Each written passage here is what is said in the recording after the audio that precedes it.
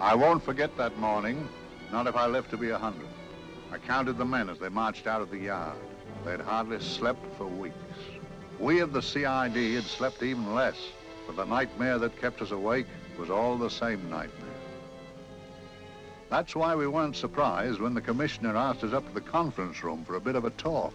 He'd talked to us plenty, we knew that. It didn't help any to know what was ahead of us.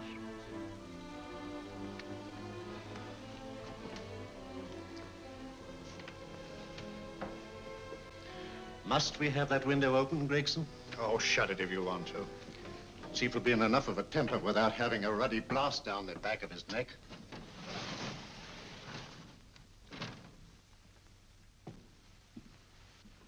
Gentlemen, the commissioner. Stuffy in here. Be seated, won't you?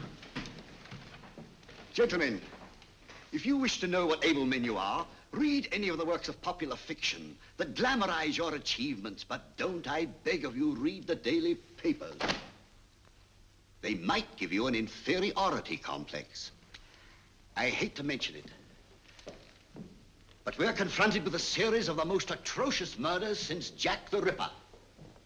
And in the meantime, the CID might as well be playing at shove-hate-me for all the good we've accomplished. Now look. Here, here, and here. Each of these red flags scattered through the city stands for a woman brutally murdered, a woman's terror, a woman's death agony. These are no ordinary crimes. These are the works of a fiend who kills first and mutilates afterwards. A ghoul who hacks off a part of his victim's body and carries it away with him, a loathsome souvenir of his butchery. 3 women murdered so far, and you haven't turned in one clue. You haven't given me one lead. Here you sit and wait for news of a 4th victim, with your arms folded.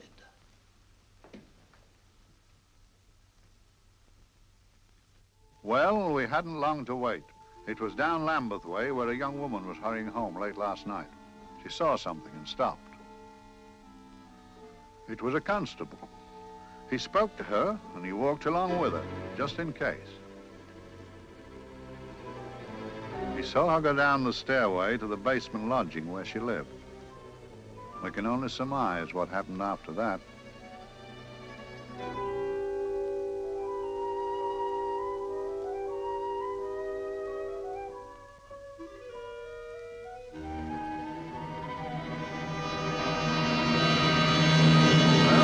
My pride in my pocket and went to see the man who'd so often helped out Inspector Lestrade and myself in the past, Mr. Sherlock Holmes.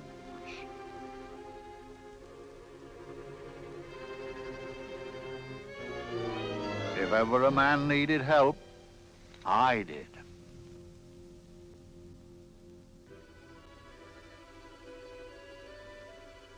This makes 4, Inspector. 4 defenseless women here in the heart of London. And everyone with the right forefinger hacked off. Not hacked, Inspector Gregson. Cleanly, expertly severed.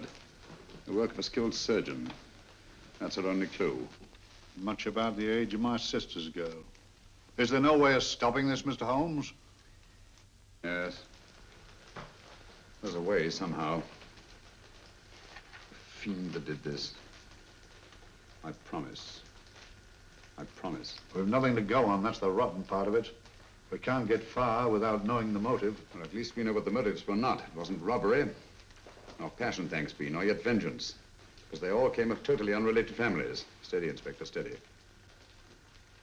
Sorry, Mr. Holmes. I don't turn a hair when it's a bloke that can look after himself. A little slip of a thing like that. Yes, it's horrible. Come on, let's get a drink.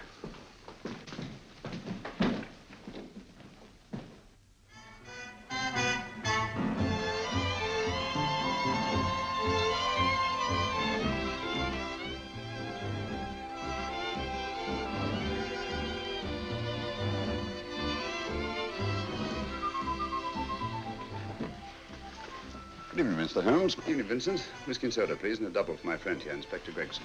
Very good, sir. Make mine Irish. Decent of you to give me a hand with this thing, Mr. Holmes. Always a pleasure to be of help to Scotland Yard, Inspector. Little out of my line, looking for a maniac who murders just for the fun of it. Or perhaps just to get a human finger. In all 4 cases, the murderer risked capture by stopping to secure a finger. Well, what for? Who knows? He's just a madman. Perhaps there's method in his madness. If we could just trace those missing fingers. If we could just drain the English Channel, we might find a penny. Huh? Oh, thank you.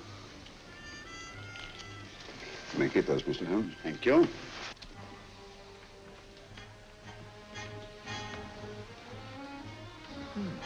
Sir George Fenwick, isn't it? Yes. That his daughter with him? Don't be so naive, Inspector. You know everyone, don't you, darling? Well, hardly. A week ago, I didn't know you. A week. How fast it's gone.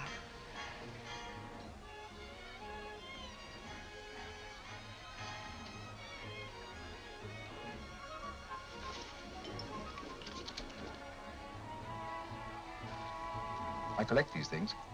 How very quaint of you. Shall we go? Yes.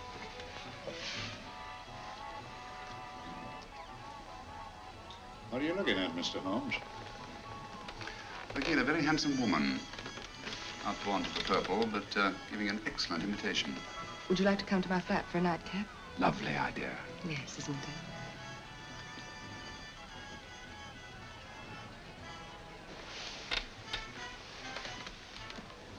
I wonder where she's taking Sir George Fenwick. Don't be so naive, Mr. Holmes.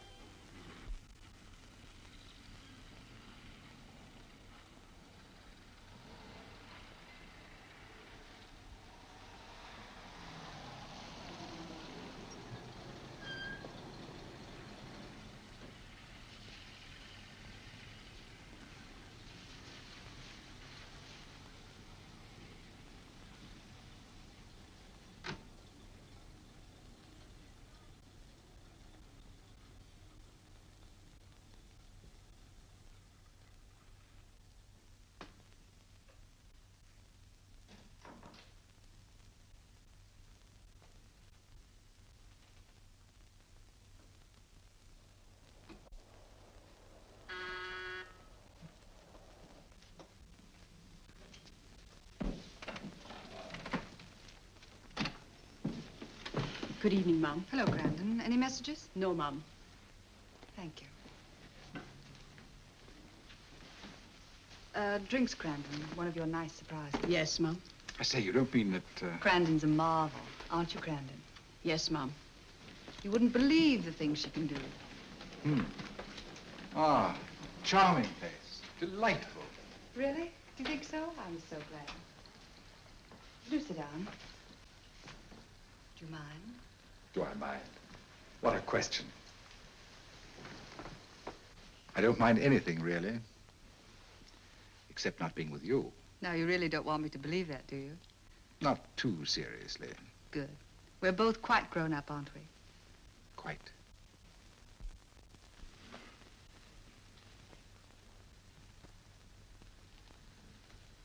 You're a treasure, Grandon.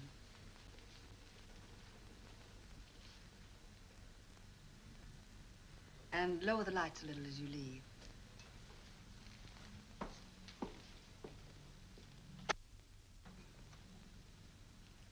I prefer a more flattering light. In any light, you'd be... Would I? And don't you know it? Perhaps I do.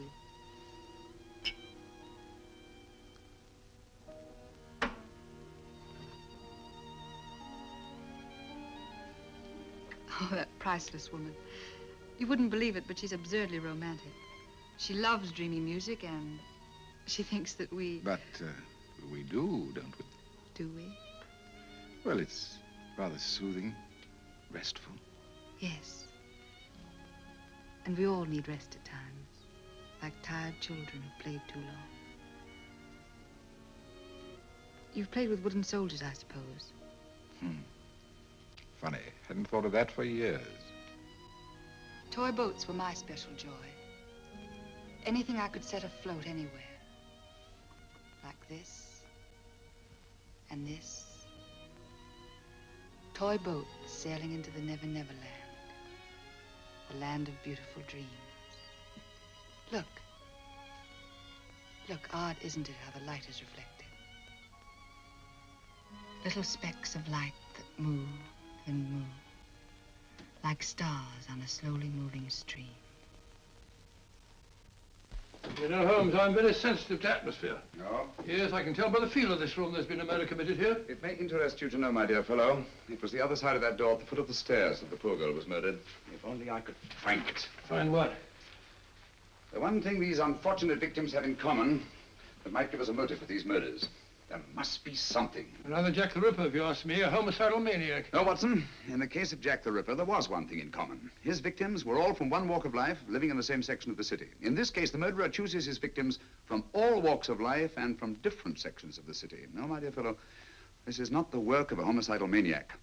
It's something infinitely more sinister. You give me the creeps. What on earth are you talking about? Watson, I'm convinced that these murders are only incidental to some larger and more diabolical scheme. That may be, but why the severed fingers?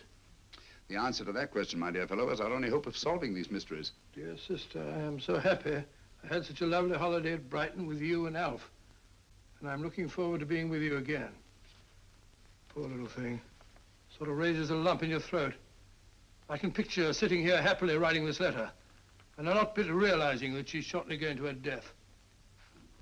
Hello? Gregson. Oh, there you are, Mr. Holmes. I've been looking for you everywhere. What's happened? Murder in Edgware Road, not half an hour ago. Woman? Yes, and the right forefinger cut off clean.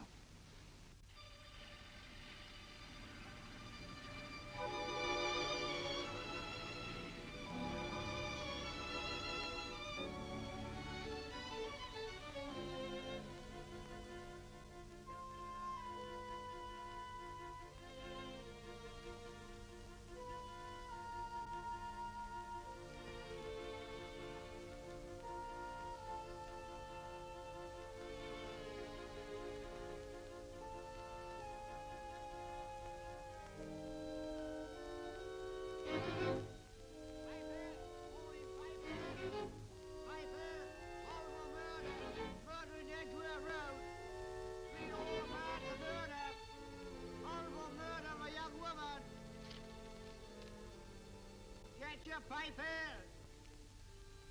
Horrible murder, Piper! All about the murder! Morning, Piper! All about the murder! Piper! Horrible murder! Another young woman found murdered, Piper, sir! Horrible murder, Piper! Piper! Read all about it! Get your Piper! Murder in Edgware Road! Horrible finger murder. Shocking murder. Murder in Edgware Road. Horrible murder of a young woman. Read all about the murder.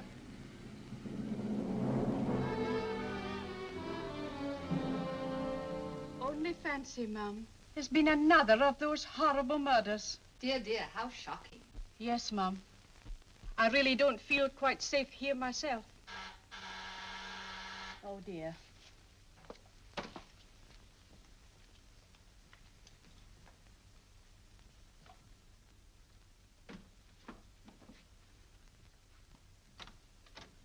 Why, Sir George! I must see Miss Marlowe at once. I don't know if she... I must see her. Where is she?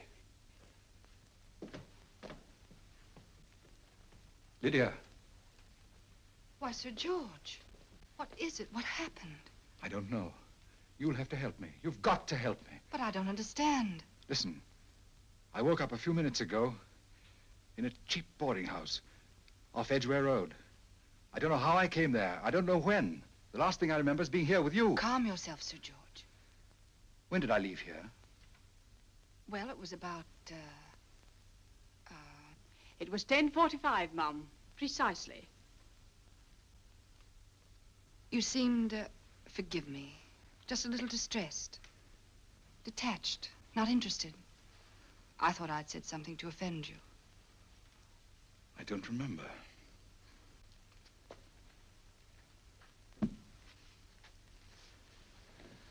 I can't remember. Tell me, has this happened to you before? Before? Well, there is such a thing as amnesia, you know. If it was 10:45 when I left you, it was 9 this morning when I woke. Over 10 hours lost. 10 hours that I can't account for. And in my pocket when I woke, I found... Here, in my pocket. That isn't... Oh, it's not for you, of course. It can't be. Excuse me, Mum, but there's a man asking to see the gentleman. Send him away. Yes, Mum. No, please. I'll see him.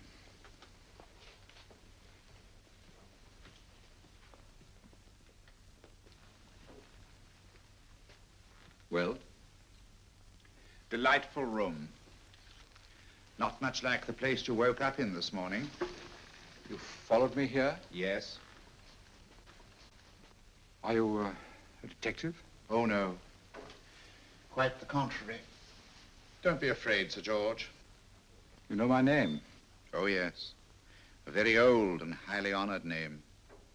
And being the bearer of such a name, and also a very wealthy man, I thought you might care to possess yourself of this trifle. Rather than let it fall into the hands of the police. It is yours, if I'm not mistaken. The initials, GF. Where did you get this? It came out of your pocket. I saw it fall, but you never noticed. You were very busy, bending over something with a knife. Then you put something in your pocket.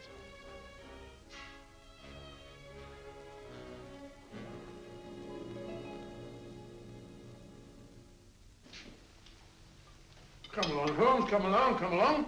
How many more times must I tell you? You're missing a treat. This is delicious. Little jam tarts to follow. Aren't you tempted? You and your flesh pots. They tell me that fish is good for the brains. Brains haven't any. You realize that a whole day and a night have gone by since that bestial affair in Edgware Road? I'm as much in the dark as ever.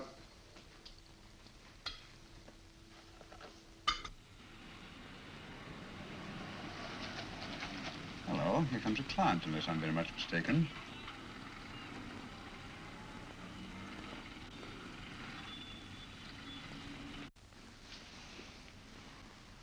Well, attractive. Very attractive.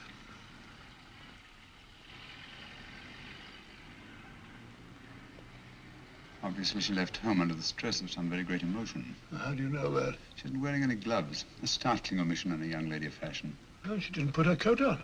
Open car, too.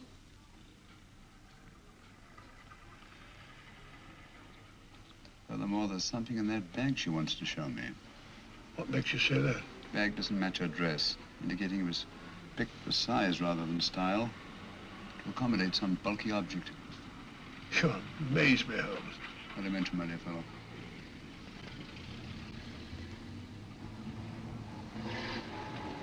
Well, that's interesting. What is? A cab, turning at the empty house.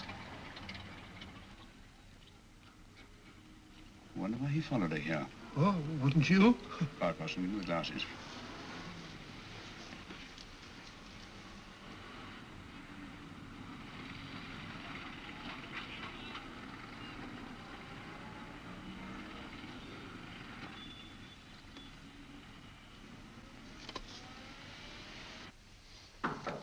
Well, we shall soon know.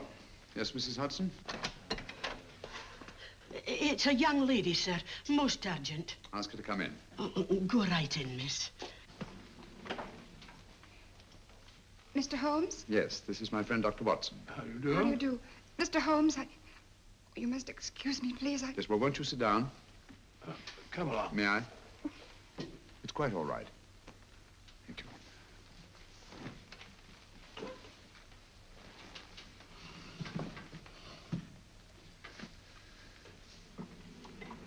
Now try to control yourself, Miss Fenwick. You're with friends.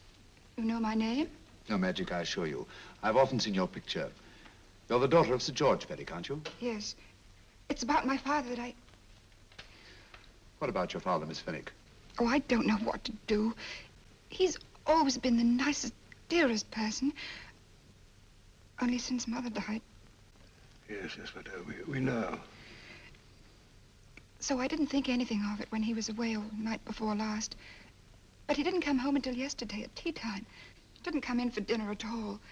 Just paced up and down in the library hour after hour. I begged him to let me in, but he wouldn't. Steady, steady. Now take your time. I couldn't sleep a wink last night. Then I started hearing things. Hearing things? What sort of things? I heard someone in the garden underneath my window. Then I saw a figure moving down the garden path. And I recognized my father. Stealing through his own garden like a thief.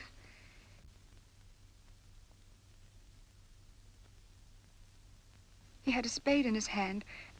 And he stopped by the greenhouse where he started to dig.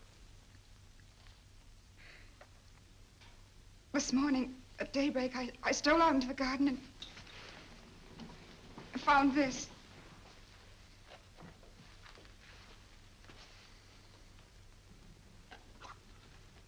A finger. A human finger. Bring up Scotland Yard, will you, Watson? Ask them to get hold of Inspector Gregson and tell him to meet us at once at George Fenwick's house, Kingston. Operator, get me Scotland Yard quick. Where's my father, Norris? He's still in the library, miss. Thank you. We'll see him right away. Will you come with me, please? Thank you. I got your message, Mr. Holmes. Yes, indeed. Dad, may I come in? Dad. That's funny. He doesn't answer. You mind? Please do. Thank you. Watson, quick. Oh, Come along, no, my dear. no, no. Take charge, Miss Fenwick, please. Sorry, sir. Now, miss, please. Please come along with me.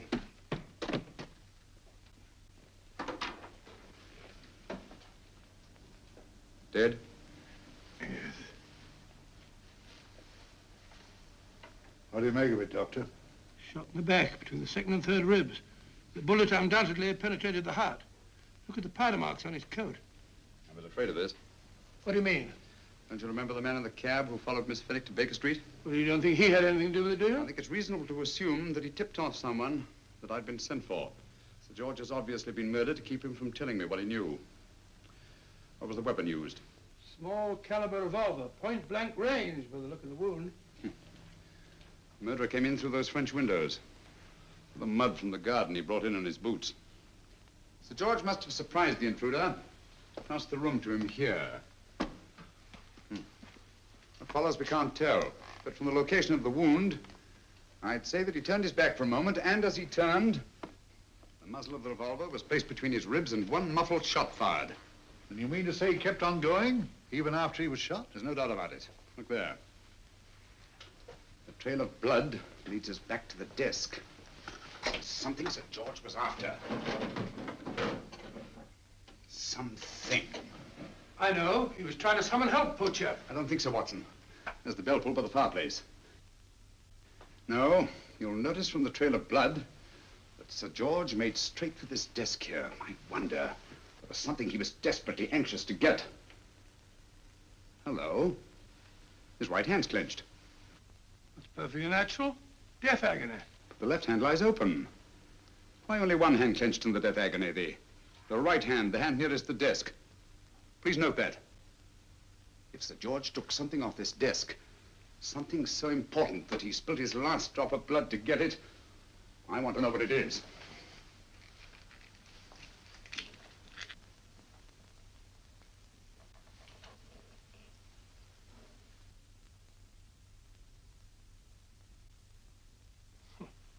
Nothing but an ordinary match folder.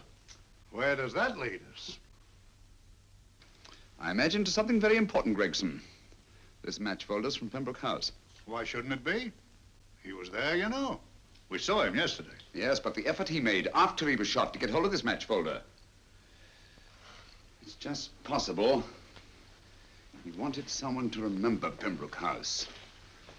He may have wished to recall it to someone who saw him there. Someone who, like ourselves, saw him with a woman.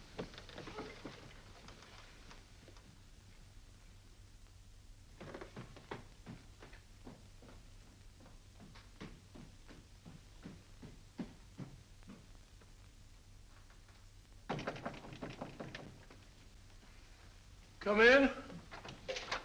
Oh, Dr. Watson, this came by hand for Mr. Holmes not 10 minutes ago. Thank you, Mrs. Hudson. That would be the report from Mr. George's bank. Report from Sir George. Oh, really? Don't you remember his daughter told us that he'd just closed his account? Had it looked into at once.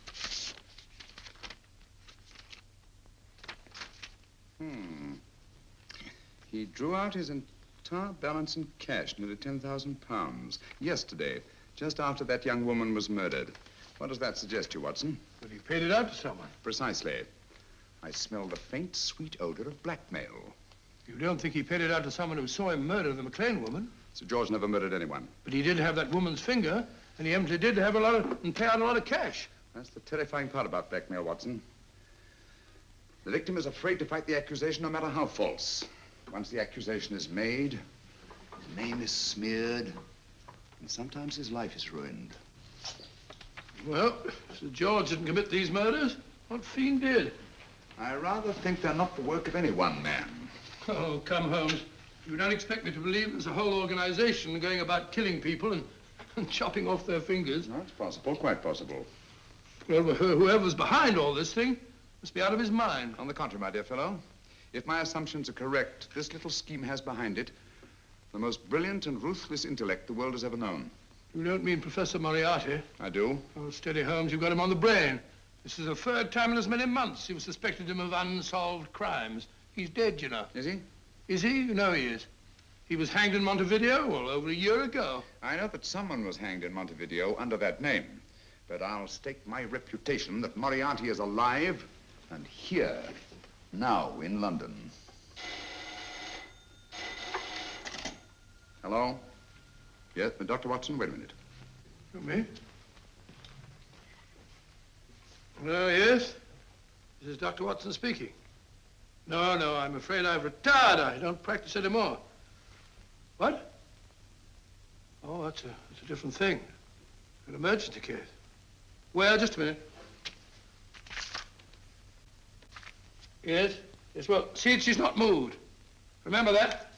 Don't touch her till I get there. Fractured case in McCardle's Mews. Heavy woman. 14 stone. Look at it. 14 stone. Just the sort of person who would hoist herself up on a stool to feed the canary.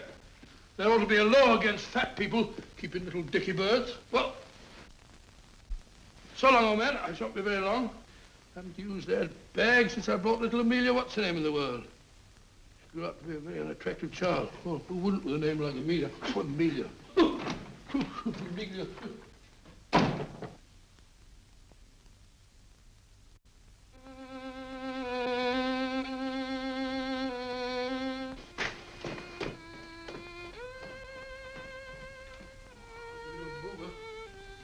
People so stupid about accidents.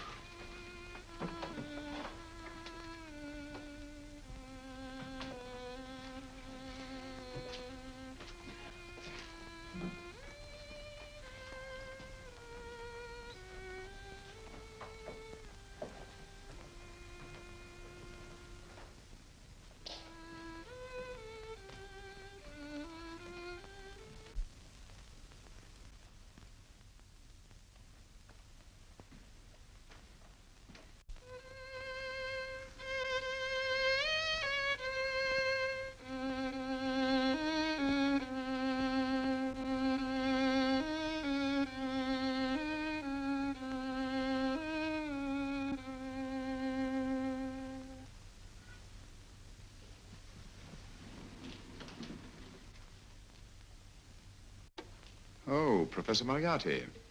Not that I wish to appear inquisitive, but to what am I indebted for the pleasure of this visit? Scotland Yard will be interested.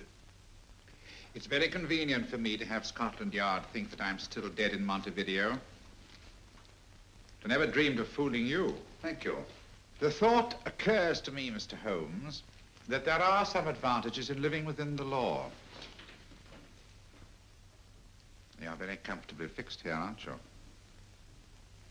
As I get on in life, the little comforts appeal to me more and more. Oh, I beg your pardon. Won't you sit down? Thank you.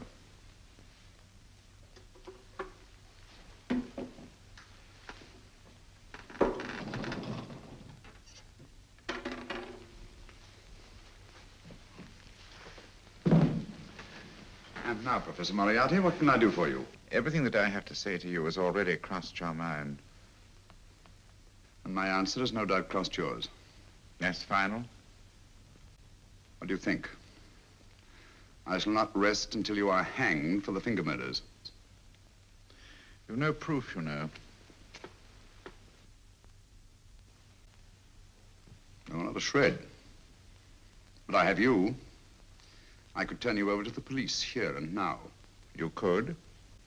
But if you did, you'd never see Dr. Watson again. Oh, the telephone call. Quite. I rather assumed you had taken some such precaution. Or I should have snatched up a revolver and indulged in a fit of heroics when you came in. Very smart, aren't you? Not smart enough. Or I should have anticipated you. But if any harm comes to Dr. Watson, I shall seek you out. I shall not rest until I find you, and when I do... No harm will come to Dr. Watson this time. But I can't answer for the future. Mr. Holmes, I should strongly advise you to drop this case. Don't be silly. Think it over. We've had many encounters in the past. You hope to place me on the gallows. I tell you, I shall never stand up on the gallows. But if you are instrumental in any way in bringing about my destruction, you will not be alive to enjoy your satisfaction. And we shall walk together through the gates of eternity, hand in hand. What a charming picture that would make. Yes, wouldn't it? You know, I really think it might be worth it.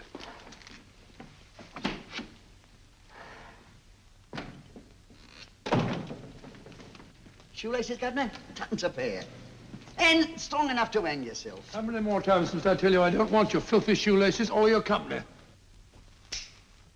Shoelaces, Governor? Blasted impertinence.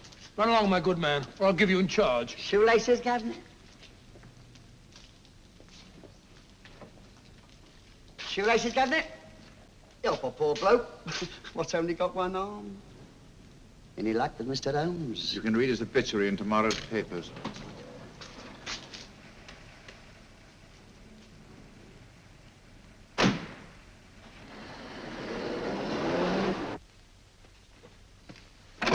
Oh, there you are, Watson. Come in. I was, just going out to look for you. Look for me what for? Suppose you don't think I know my way about. Well, you're right, I don't. Blast all practical jokers anyhow. Know where I've been? On a wild goose chase. Exactly. There's no such number in McCardle's Muse. Some fool's idea of a joke. Did you see anyone? No, nobody especially. Only a whining old idiot selling bootlaces. Persistent beggar, wasn't he? Stuck to you like grim death. Huh? How do you know? And finally left you for someone who looked like Philip Pickings. Someone, my dear Watson, was Professor Moriarty himself. What? He's just called on me. Moriarty here and you let him go? But you must be out of your mind. Why? Well, he bluffed me into believing that he was holding a friend of mine as hostage. Friend of yours who? Oh, nobody very important, just a fat, lazy fellow. Medical man, I believe. Medical man? Do I know him? Yes, I think you do. A fellow by the name of Watson. Watson, never heard. Who, me? I'm afraid so, old fellow. Your street hawker's job was to do away with you in a certain contingency. And you let Moriarty go? Because of me? I had no choice. I can't afford to lose you, old fellow. Well, it's very decent of the old chap, I must say, but... I wish you'd nabbed him. We shall, never fear. I know the motive for the finger murders. All I have to find out now is the method used with the blackmail victims. Method? Yes. How does Moriarty get them to the scene of the crime? How does he plant those severed fingers on them? And how does he scare them into believing that they may have committed those atrocious murders themselves?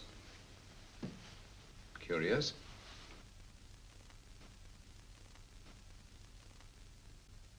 Very curious. Huh? Curious? What's curious? That window in the empty house across the street. First floor front. Huh? What's wrong with it? It's open. Why shouldn't it be open? Well, it wasn't open half an hour ago. I'll stake my life on that. Well, it's not our business. Let it stay open. I wonder if you'd go over, old fellow, and see what's the matter. Oh, trespassing. It's against the law. Very well, I'll go myself. Oh, well, if you're going to put it like that, ridiculous waste of time. Going about shutting windows at this hour of the night. Yeah, you better take this torch. Well, take what? Dignified job for a doctor. Dr. Watson, the torchbearer. And what do you propose to do? Sit in a comfortable chair, I suppose, and read a good book? That's a very good idea. Yes, very good idea. While I play night watchman, you have a nice read. Mm-hmm. Good night. Have a good time. Have a good time? What do you mean, have a good...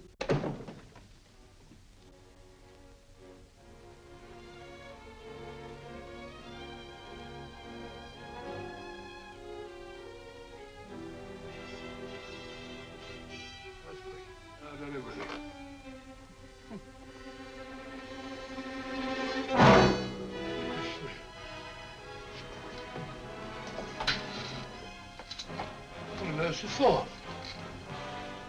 Oh, umbrella stand. Pretty little thing to keep about the house. Must have been a pet.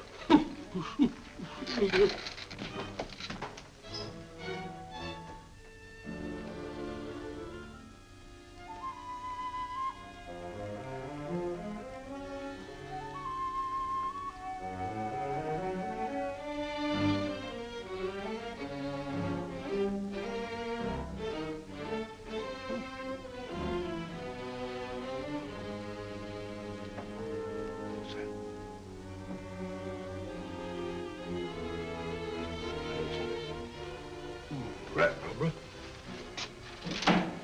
This must be the door.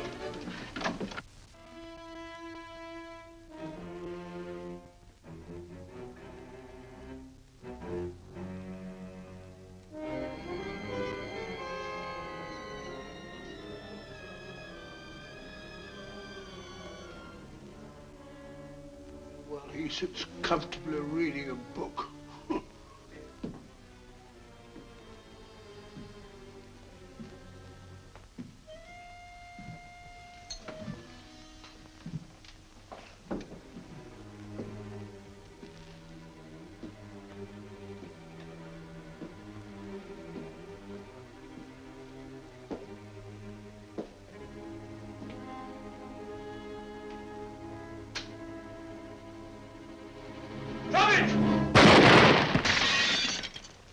He killed Holmes!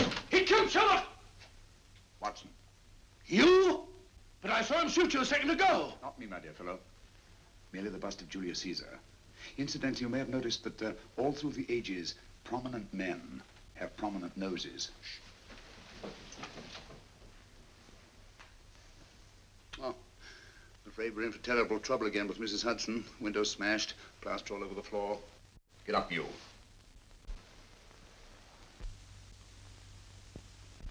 Corporal Williams, Middlesex Regiment. Discharged from the army as physically unfit. Papers seem in order.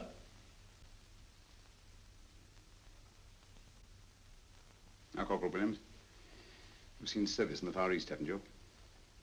The East? I thought so. Look at his complexion, Watson. Yellow as saffron. He's been taking atabrine. Cure for malaria. Sniper, aren't you? Sniper. Why did you try to kill me? I had to kill him. I had to. Oh, snap out of it. Stop it, Watson. He's shamming. No, he isn't. Who told you to kill me? She told me. She told you?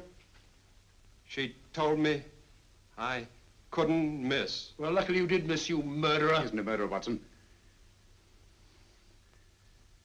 Listen, Corporal Williams. She told you you had to do it, didn't she? I had to do it. I've got it, Watson, I've got it. Got what? The method used in the finger murders. Well, what is it? Hypnotism, my dear fellow, hypnotism. And it wasn't against his nature, that's the devilish part of it. They picked a man for their purpose whose job was sniping. Who are they? Professor Moriarty and his finger murderers. Williams spoke of a woman. I think you'll find that she asked him home tonight for a drink. Nice quiet rooms, soft lights, music. You've got it all pat, Mr. Holmes. What's the lady look like? Up 30, nice figure, blonde, lustrous eyes. Oh, really? Got a phone number? Oh, so? Williams will give us her address. Look after him, Gregson. Don't let anyone come near him. He's our key witness in the finger murders. Well, I hope you're guessing right, Mr. Holmes. Get up, Williams. Now, go with Inspector Gregson anywhere he tells you. Come on. Yeah. Ring me as soon as he comes to himself, will you? I will. Good night, gentlemen. Good night. Well, if you believe that fellow Williams was hypnotized, I suppose you think Sir George Fenwick was hypnotized too. Yes, I'm quite sure of it. Have a cup of tea? Thanks, old boy. Nothing to eat. But why didn't these people make Sir George do the murder himself? Because they didn't want to get him hanged. They wanted to blackmail him. Well, who do you think the actual murderer is? One of Moriarty's gang. A diabolically simple technique. Kill a woman. Yes, but why cut off the fingers? My dear fellow, don't you understand? The severed finger is what links the blackmail victim to the murder. He wakes, finds the grisly thing in his pocket. He doesn't know how it got there. He's no idea that he's been hypnotized. For all he knows, he may have committed the atrocious crime during some dreadful lapse of sanity. In that state, when he's utterly demoralized, the blackmailers take over. Is that it? Undoubtedly. You see, they swear that they saw him commit the murder. And being human, the victim will pay anything rather than stand trial on a charge that will make his very name loathsome. Oh, it all fits in if you believe in hypnotism. Yeah. The only possible explanation. You think the hypnotist is that woman with the blonde hair, the lustrous eyes, the woman you invented? I didn't invent her. I saw her. What on earth are you talking about? That woman, my dear Watson, was with Sir George when he left Pembroke House. I saw her there. I shall see her again, and Williams will lead me to her. That's why it's so important to keep him safe. He will identify her.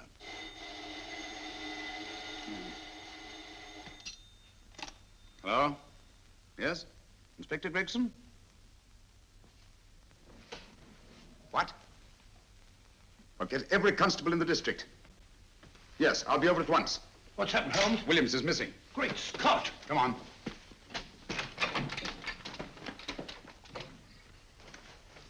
Lorry crashed into Gregson's car. During the confusion, Williams disappeared. Escaped, eh? No, kidnapped.